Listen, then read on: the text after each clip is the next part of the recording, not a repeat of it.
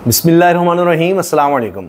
वो कौन से कवानीन हैं, वो कौन सी आइनी तरामीम हैं जो रात के अंधेरे में की जाती हैं कि पिछला दिन गुजर जाए और उसके बाद रात के 12 बजे के बाद भी कौमी असम्बली का इजलास बुलाया जाए, चोर डाकुओं की तरह वारदात डालनी हो, जब ज़मीरों के सौदे करने हो, लापता करके लोगों को लाना हो, तो फिर इस तरह होगा। लेकिन इसका रद्दमल भी आएगा और वो ये है कि अपोजिशन इत्तेहाद अब मज़ीद ताकतवर और मजबूत हो गया है। ख़ास तौर पर खैबर पख्तूनख्वा और बलूचिस्तान, ये बहुत अहम है। उसकी वजह यह है कि विफाकी हुकूमत ऐसा लगता है कि सब कुछ खो रही है, कंट्रोल खो रही है, अवामी सतह पर भी और अगर हम देखें तो इन सूबों में इंतजामी सतह पर भी, क्योंकि वहां पर अब बड़ी ताकतें इकट्ठी होती नजर आ रही हैं।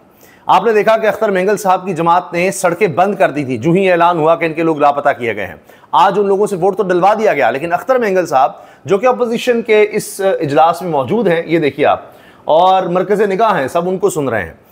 तो हुआ यह कि अब इन्होंने कहा है कि जिन लोगों ने वोट दिया, जिन दो ने, खातून हैं और एक दूसरे साहब हैं, उन दोनों को कहा है कि फौरी इस्तीफा दें वरना हम आपको पार्टी से निकाल देंगे। तो ये काम तो शुरू हो गया। अब जाहिर है अभी तो रद्दमल आना है, अभी तो ये आगाज है।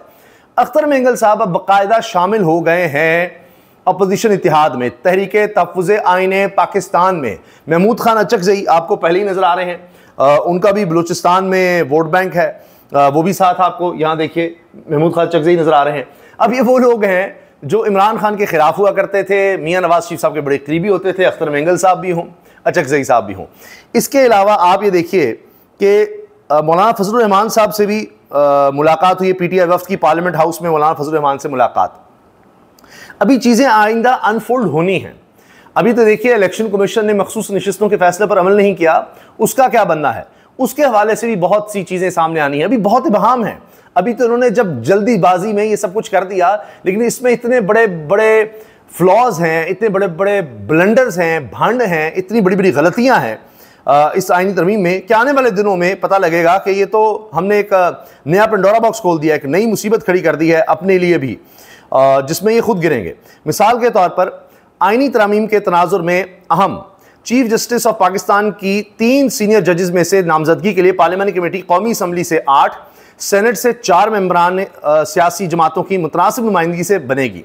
मखसूस नशिस्तें अगर पीटीआई को मिलती हैं तो इनकी नुमाइंदगी ज़्यादा मिलेगी, अगर हुक्मरान इत्तेहाद को मिलती हैं तो इनकी नुमाइंदगी ज़्यादा होगी, क्योंकि चीफ जस्टिस की तैनाती 2 तिहाई अक्सरियत से होनी है, जिसमें मुतनासिब नुमाइंदगी से अक्सरियत अक़लियत और अक़लियत अक्सरियत की मर्जी पर असरअंदाज हो सकती है। और यह कमेटी कल ही नोटिफाई भी होने का इम्कान है, क्योंकि इजलास बुलाकर 22 अक्टूबर रात 12 बजे से पहले नाम फाइनल करना है। 22 से पहले पहले आप सोचिए, और 21 तो हो गई, तो 22 से पहले पहले इन्होंने करना है। आप सोचिए कितनी इनको इस वक्त उलझन है, किस तरह से आप जल्दी में, फिर ज़ाहिर है जल्दी में, इतनी जल्दी में काम शैतान वाले, तो वही असरात आएंगे। और ये है जो एक और फड्डा अभी तैयार है, और इलेक्शन कमीशन पहले ही तौहीन अदालत कर चुका है। वो अब देखते हैं कि मंसूर अली शाह साहब जो ही चीफ जस्टिस बनते हैं उसका क्या होता है, और फिर वही फटा बनेगा कि नहीं हम तो आईनी अदालत को मानते हैं, हम सुप्रीम कोर्ट को नहीं मानते, वो आईनी बेंच को मानते हैं, हम सुप्रीम कोर्ट को नहीं मानते, फलां अदालत को मानते, फलां नहीं। ये भी एक खेल चलता रहेगा और एक अजीबो गरीब बहरान पैदा होगा, और उसमें आगे आप देखिए कि फिर वकला का किरदार भी अहम होगा। अब ये जिस तरह से लोगों को लाया गया, उसका ये मंजर असद तूर ने भी दिखाया कि एक लिफ्ट, उसमें कुर्सी रख दी गई ताकि इसको कोई इस्तेमाल ना कर सके, क्योंकि लोगों को छुपा कर लाना था। आपको सिंध हाउस वाली वारदात याद होगी, कुछ इसी किस्म की वारदात अब डाली गई। भाई अगर लोग आ रहे हैं, मर्जी से आ रहे हैं, तो फिर मास्क क्यों पहन रहे हैं, सिक्योरिटी क्यों आ रही है, छुपा कर उनको क्यों लाया जा रहा है, कहीं बंद उनको क्यों किया जाता है, फलां फ्लोर पर है वहां से सीधा उनको लाया जाएगा। ये देखिए जो मरम्मत हमें मालूम है, लिखा हुआ था लिफ्ट में कि मुरम्मत के लिए बंद है, लेकिन अंदर एक कुर्सी रखी हुई थी, कोई और ना आ जाए, उनको सीधा भेड़ बकरियों को लाना है, उन परिंदों को लाना है और उनको सीधा पहुंचाना है अपने काम के लिए। देखिए ये वो आईनी तरमीम है जो इस तरह से की गई है, लोगों को उठाकर लापता करके, लालच देकर, ज़मीर खरीद कर, और उसमें काजी फैसल ने 63 का जो मामला किया वो सब करके ये सब हुआ है, और इसका रद्द-ए-अमल तो आएगा ही आएगा और जल्द आएगा।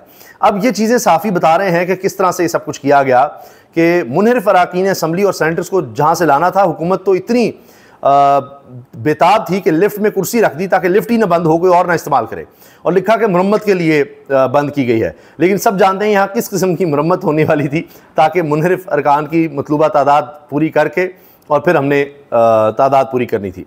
बाकी जनाब किस तरह लोगों को लाया गया, ये वीडियो वायरल है, नकाब पहनकर दिंगा मुश्ती करके, और वहाँ पर इस तरह से वो जो खातून है उन्होंने भी फिर मास्क लिया हुआ था, ये मास्क पहन के आते हैं।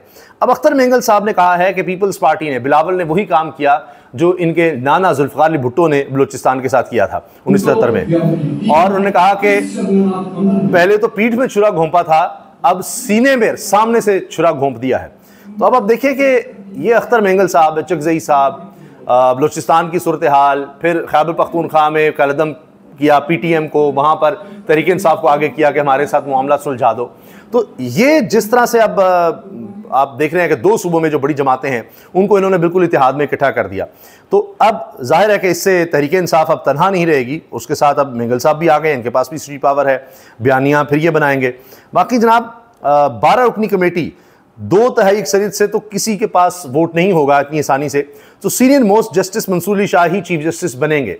और ये भी कहा जा रहा है कि नून लीग की तरफ से उनके जो सीनियर कानूनदान हैं, जिन्होंने, यानी उनके तो जितने सीनियर कानूनदान, उनका काम कानून से खिलवाड़ ही है, तो वो भी कह रहे हैं कि मंसूर अली शाह साहब का हो जाएगा जनाब, और 26 को वो हलफ उठाएंगे और शायद 24 तारीख को वो नोटिफिकेशन कर देंगे, क्या करेंगे, और उसमें देखा जाएगा क्या करते हैं। तो मंसूर अली शाह साहब चीफ जस्टिस सुप्रीम कोर्ट तो होंगे, लेकिन फिर वो आईनी बेंच जो है वहाँ उन्होंने कोशिश करनी है हुकूमत ने अपने लोग लगाने की, उसमें भी अभी इतना आसान नहीं होगा, वहाँ भी इनको मौलाना की फिर ज़रूरत पड़ेगी। और फिर देखते हैं कि मौलाना अब क्या करते हैं, वहाँ कुछ गेन कर सकते हैं जिस तरह यहाँ इन्होंने कुछ न कुछ गेन किया, या वहाँ बिल्कुल ही हुकूमत की चलती है। अभी तक तो ऐसा लगता है कि नहीं, हुकूमत कमज़ोर है और मुकम्मल उसकी नहीं चलेगी, क्योंकि मौलाना तो बार बार कहते हैं जी काले सांप के दांत तोड़कर जहर निकाल दिया, इमरान खान और PTI पर मुजालिम की मजम्मत करता हूँ और इनके साथ हूँ। लेकिन अब जो मुजालिम हैं वो बढ़ेंगे या मौलाना साहब भी साथ देंगे कि इन मुजालिम को ज़रा कम किया जाए, रोका जाए, ये भी देखना होगा। बाकी जनाब माजिद निज़ामी साहब सीनियर सहाफ़ी लिखते हैं, पहले तो आर्मी चीफ की तकरीर के लिए जनरल्स के सुसर साहिबान सिफारिशें करते थे और वफादारी की गारंटी देते थे। खुद वज़ीर दिफ़ा ख़ाजा से बता चुके हैं, गवाही दे चुके हैं कि कमरुद्दीन बाजवा के सुसर ये कहते रहे, वहाँ हम जाकर बैठते थे और सारा कुछ होता था। अब आईनी तरमीम के बाद सीनियरिटी ख़त्म, इसलिए जज हजरात भी वफादारी की कस्में और अपनी तगड़ी सिफारिशें तैयार कर लें ताकि बवक्त ज़रूरत काम आ सकें। अब यही खेल होगा, इन्होंने मजीद इदारों का बेड़ा गर्क करना है, तबाह करना है, आप कोई चीज़ नहीं छोड़नी, कुछ बच ना जाए।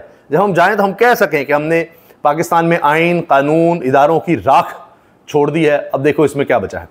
अदलिया को ज़ेर करने के लिए गैर कानूनी काम किया गया है, हमें सुप्रीम कोर्ट और दीगर अदालतों से पूरी उम्मीद है कि वो इस तरमीम को ख़त्म कर देंगे, बैरिस्टर गौहर ये कह रहे हैं। कुछ वकला का ख्याल है जिसमें काजी फैसल साहब के साबिक वकला भी हैं, गालिबन फैसल सिद्दीकी साहब, उन्होंने कहा है कि ये सिर्फ फेस सेविंग है हुकूमत के लिए, इससे हुकूमत ज़्यादा खेल नहीं सकेगी जो चीज़ें सामने आई हैं उसके बाद। तो अब देखते हैं कि क्या होता है, क्योंकि हुकूमत ने रात गए जो वारदात डाली है, अब इस वारदात के बाद रद्द-ए-अमल के भी हुकूमत तैयार रहे, क्योंकि दूसरी तरफ हम देख रहे हैं कि अपोजिशन इत्तेहाद पहले से ज़्यादा मजबूत हो रहा है। और ये भी कहा जा रहा है कि इमरान खान ने कॉल देनी है, और फिर ज़ाहिर है उसके लिए अब मेंगल साहब और दीगर चकजई साहब और दीगर लोगों को साथ तैयार किया जाएगा, और इसके बाद फजलुर रहमान साहब को भी साथ रखा जाएगा कि किस तरह से प्लानिंग मज़ीद आगे की जाएगी अब इस सारी सूरत हाल के बाद। इजाज़त दीजिए, अल्लाह हाफ़िज़।